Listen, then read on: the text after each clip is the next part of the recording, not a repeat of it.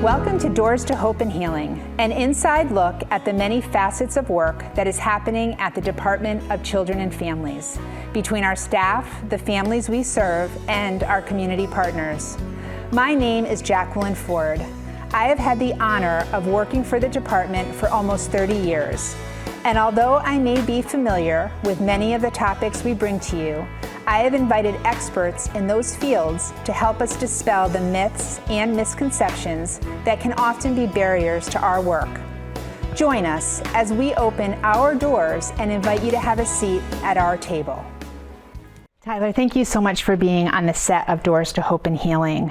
Today, our viewers are going to have an opportunity to hear a really tender story that you're going to share with us. And I thank you for being brave and vulnerable and willing to tell your story to so many people who will be watching. Can you tell us a little bit about yourself? Yeah, I'm Tyler DiCiccio. I live in New Britain.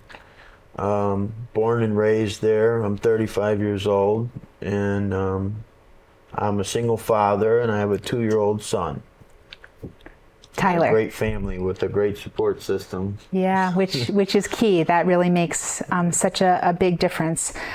When did you first become involved with DCF? I became first involved with DCF when, actually the day after my son was born, a social worker from DCF came right into the hospital room where my baby mother and I were. And that's how it started. She started asking questions, and I just told her the truth from the jump. So you were honest right from the beginning? I was honest right from the beginning. So take us back to that dreadful day when you were told that Tyler wasn't coming home to you. It was told to me, I think maybe 2 days after I left the hospital. He never came home. Right from the hospital, he went right into DCF, and I had a feeling that was what was going to happen. And I looked around to try to see what I could do, not only for myself but for the mother and my son. Mm-hmm. And I realized I had a long road ahead of me, and at that point, I was just ready to take control and do what I had to do to get my son home. That was what the most important part of the whole thing was for me, was getting my son home, no matter what I had to do. So when you say that Tyler your baby went right into DCF care, and did he get placed into a foster home? Yeah, he got placed into a foster home with 2 foster mothers, who in the beginning I had no contact with at all, but further down the road I was able to get to meet them. Mm-hmm. And they were great. They were really supportive. At first I was nervous about who was going to be taking care of my child, but I was lucky to have him placed with 2 mothers that did a great job of taking care of him up until he was almost 2 years old. Wow. So when he went into foster care, what was the reason that DCF took him from the hospital? You said that you had a feeling that was going to happen. What was the concern that DCF had? The concern was that the mother, while she was pregnant, she was using drugs. So the baby was born with drugs in his system. Mm-hmm. And right off the bat, if that happens, there's a lot of questions that arise. And one of the questions the DCF worker asked me was, are you an addict, or are you still using?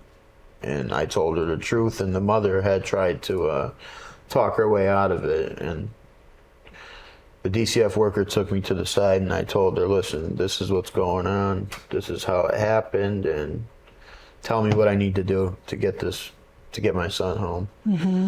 And then they started laying down the roots for not only my recovery, but for the process of me getting him home. And it was a lot of things I had to do. At first, I was really overwhelmed. Mm-hmm. I was so busy with programs. I had a personal psychiatrist, a parenting coach. I had a mental health social worker. I had to get back into work to show him that I would be able to support my child. And the other thing was I had to completely stop using, which I was already on the verge of doing. I was in and out of detoxes and rehab programs and on different maintenance programs, and I wasn't having too much luck with it. But it pushed me to get completely clean. And one of the things that actually helped, believe it or not, was contracting COVID. Oh, so you were sick and isolated. Yeah, I was sick, and I figured this would be the time to just ride it out. And I got off of everything. I got off of the methadone, and I just stayed in bed and stayed home, and I had support from my family. And ever since then, I've been on the straight and narrow path and working and doing all these programs for DCF. And I actually won an award from DCF for being the only person in the Hartford region to get their son back. Wow. Yeah, Boy, so what an very honor. proud of that. You should be proud of yourself. If we can just go back a little bit, tell us a little bit about your substance use journey. How old were you when you started using? I was about 24, and I was in a car accident, pretty serious one, and I was prescribed medication, opioid medications. And I'm pretty smart, and I knew that the drugs were addicting. I just didn't know how quickly it was going to, grasp a hold of me. But it got a hold of me pretty quick, and before you know it, the doctor doesn't want to give you the medication anymore. So therefore, I went to different alternatives, and it just got worse and worse. And I tried on my own at first for help from friends or other people that knew about it to try to help me get off of it, and it was just going in circles. And a lot of relapses and detoxes, and I just ended up back at square one, so it was really hard in the beginning. So I know that you've had a lot of supports, and you've made a huge life change. Did having Tyler change your perspective or make you feel stronger and capable of quitting for the last time? Absolutely. At that point, my drug use was already down to barely nothing. I was only using just to make sure that I could get out of bed. Because I couldn't even get out of bed at this point. I had like a $300 a day habit, and I couldn't afford it anymore. I wasn't working.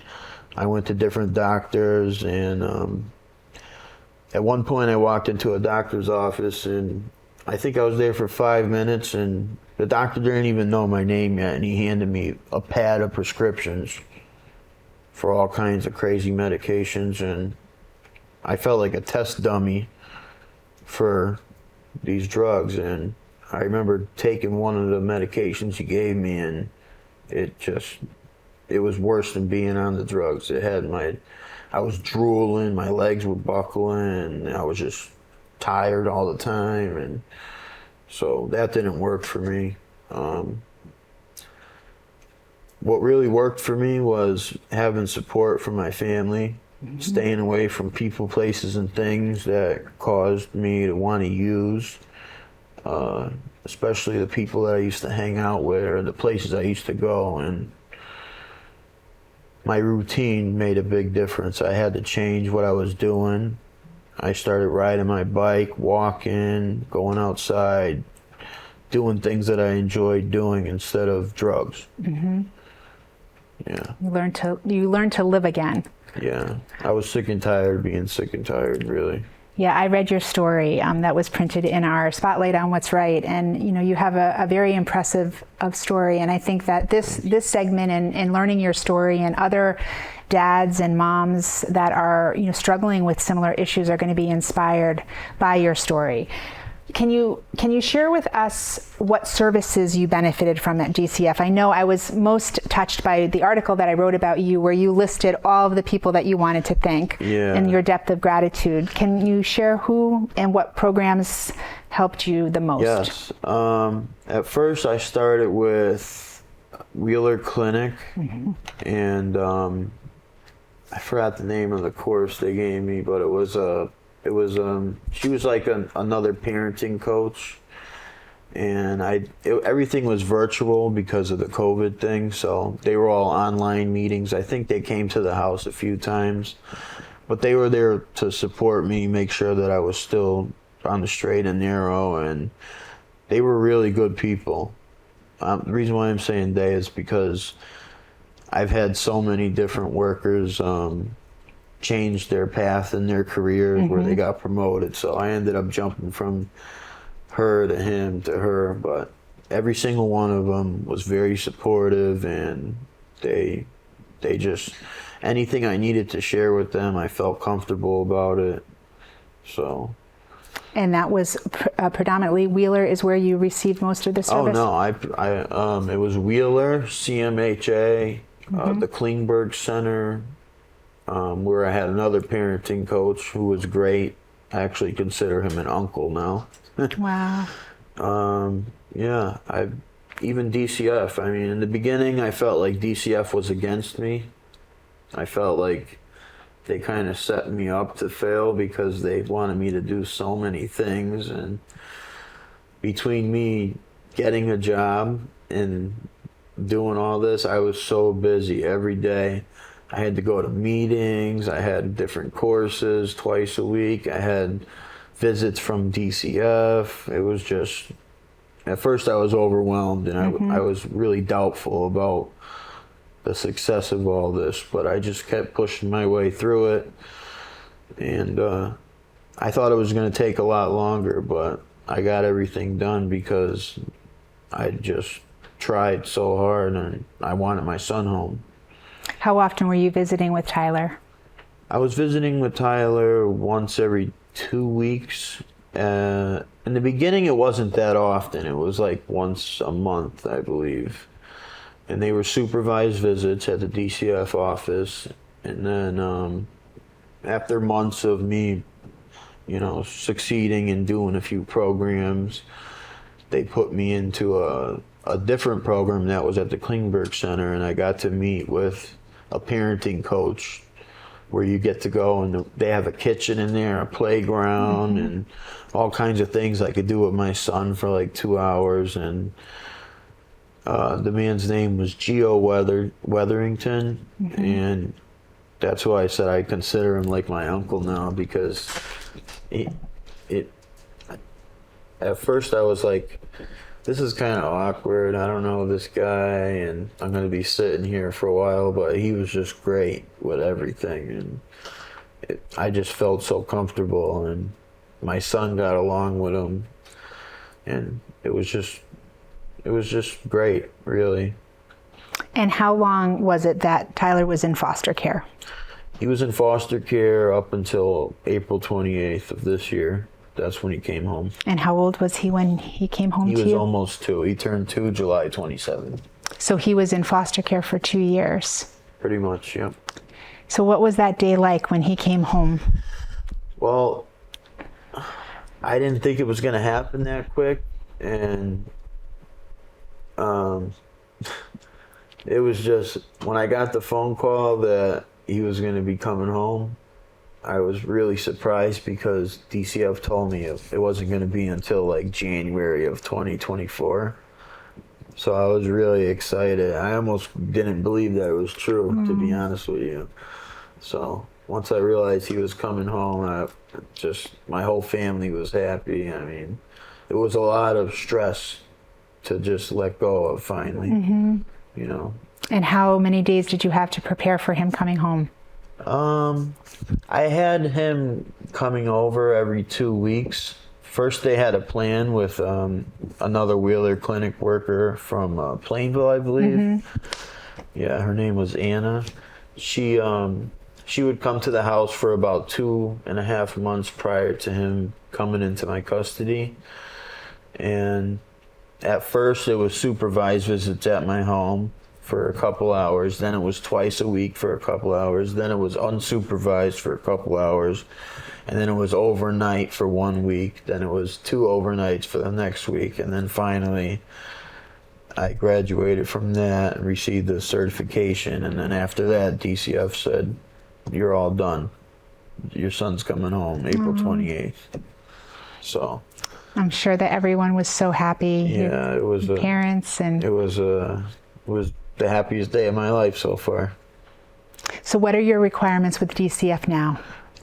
Right now, up until December 23rd, they'll be completely out of my life. They just come and check on me twice a month. They come and check on me for about an hour and just see how I'm doing and making sure I'm still working and staying clean and everything. So that's it, really. December 23rd. December 23rd, you'll be done. Yeah.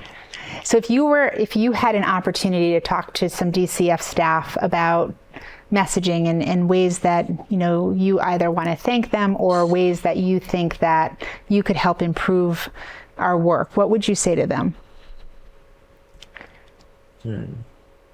It's a heavy question. Yeah, I would thank DCF for pushing me, and not only me, everyone else that might end up in this situation or is already in this situation, to just trust DCF and don't think that they're there to deter you from getting your child home or whatever reason why you're involved with them. Just comply with what they're asking you to do, and if you have an issue with anything that they're asking you to do, just ask for their help. They're there to help you.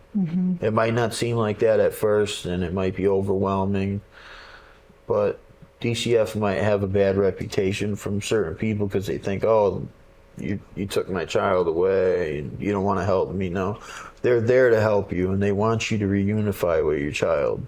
That's their main goal. So just believe in them, trust them, ask them for help. Don't think they're there to make you fail. And you received an award, so tell us about that award. Yeah, so I got a call from my social worker, Natalie Farguson from DCF, and she told me, I thought she was calling me to tell me that I had to jump through another hoop or do another program before I can get my son home, but she was calling me to tell me that I won an award for being one of the only parents in this region of getting their child home. And it was called Best Father by Par, which was at a country club. And I was just like, oh my God. I told my parents, and they were like, why did DCF call you again? And I was like, I won an award. They were like, no way. And I was like, yeah, we all get to go to this country club at a golf course, and it's going to be a whole fun-filled day. Yeah, and I got to meet a lot of other workers there, especially one of the people that got me in here today, Ken. And he's been great. He's been really supportive since the day I met him. It was just, I just couldn't believe it. I was really proud of myself, and so was my family. Oh, and you have every reason to be proud of yourself. So as we end today, do you have a message for if one of our viewers is watching and they're a mom or a dad and they're either wanting to call and get help for themselves, or a family member who wants to get help? We had a show prior to me having this honor of interviewing you.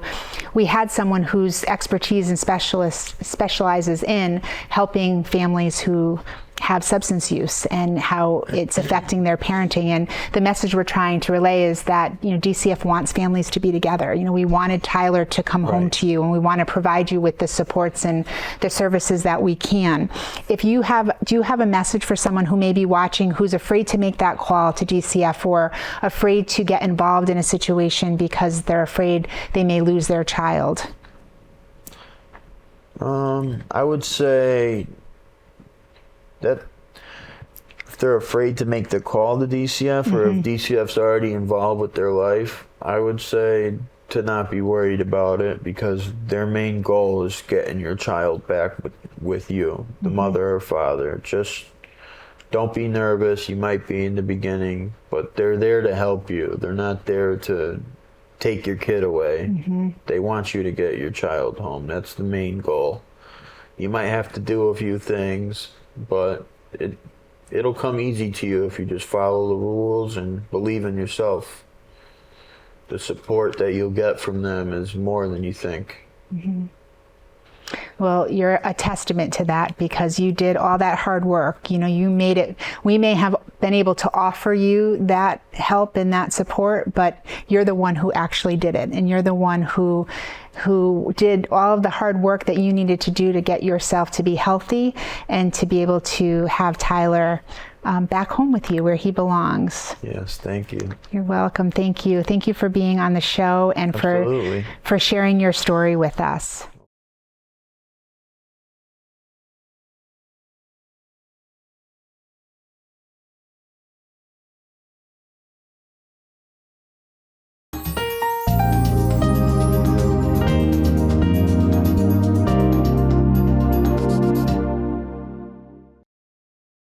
The Saybrook Fish House in Canton has been serving fresh seafood, chicken, and steak entrees for 34 years, offering 3 cozy dining room settings, a newly renovated pub with craft beer, wine by the glass, specialty cocktails, and a lighter fare menu.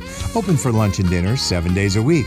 Reservations accepted for parties of 2 to 42, and gift certificates are also available. The Saybrook Fish House, nestled at the crossroads of Route 44, 202, and 179 in Canton.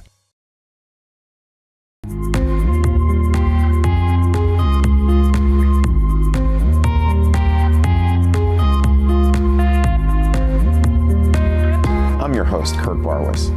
Today, I have a very special guest, Dr. Andrew Lin. Hello, and welcome to another episode of the Veterans Corner. My name is Chuck Wooden. Decision for ourselves for this week, if we want to be made well. Hi, welcome to the crack of dawn. It's Dawn Lombardi. I'm starting the painting. It's going to be the clips with some water. Love it. He took me on the sets of Lost in Space, Batman. Everybody has a story. What's yours? Until next time.